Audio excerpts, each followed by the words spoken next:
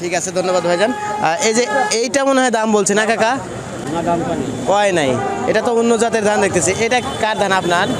আচ্ছা, তো প্রিয় দর্শক আমরা কিন্তু ধানের দাম জানবো। যে কয়েকজন ব্যবসায়িক ভাইয়েরা আছে, কয়েকজন কৃষক ভাইয়েরা আছে, কথা বলবো। এটা কোন জাতের ধান? আটাশ। নতুন নতুন না? না পুরিয়ান। ও আচ্ছা, ধানটা তো একদম সুন্দর দানা দেখতেছি, একবার চকচকে ধান। দাম কেমন হচ্ছে?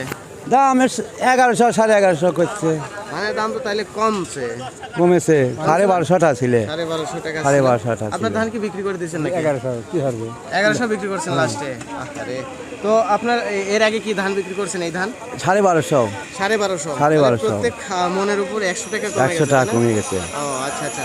তো আপনার কি মনে হয় যে ধানের দাম কত হলে ভালো হয়? আপনাদের কত হলে ধানের দাম ভালো? 1200 টাকা ভালো হয়। ধরেন একটা লিভারের দাম 700 টাকা দিয়ে কাটাইছি, এরপর ধরেন সার বেশির দাম বেশি, তাহলে গাড়ি তো পুষাই কেবা হরে।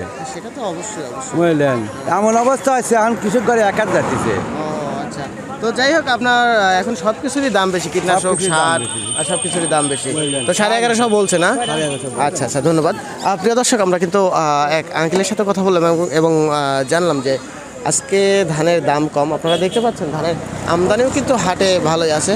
জিরা, কাটারি, বাসমতি, মিনিকেট, এগুলো কিন্তু এই হাটে আমদানি নাই বলতে, এই হাটে শুধু 28, 29 এই কোয়ালিটির ধান আমদানি হয় বেশি। আর সবথেকে বড় কথা হলো যে আপনারা জানেন যে ইতিপূর্বে কিন্তু ধানের সিজন বলতে আজ 2 মাস 1.5 মাস হয়েছে যে ধানের সিজন গেছে। এখন কিন্তু দাম হওয়ার কথা, একটু বেশি হওয়ার কথা, কিন্তু তাও হচ্ছে না।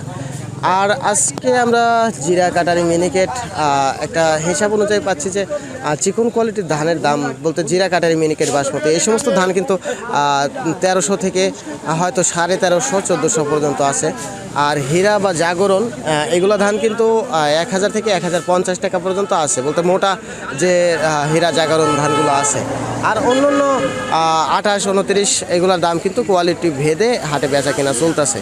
তো প্রিয় দর্শক, আজকের ভিডিওটা আর বেশি লং করব না, এই পর্যন্তই। আল্লাহ হাফেজ।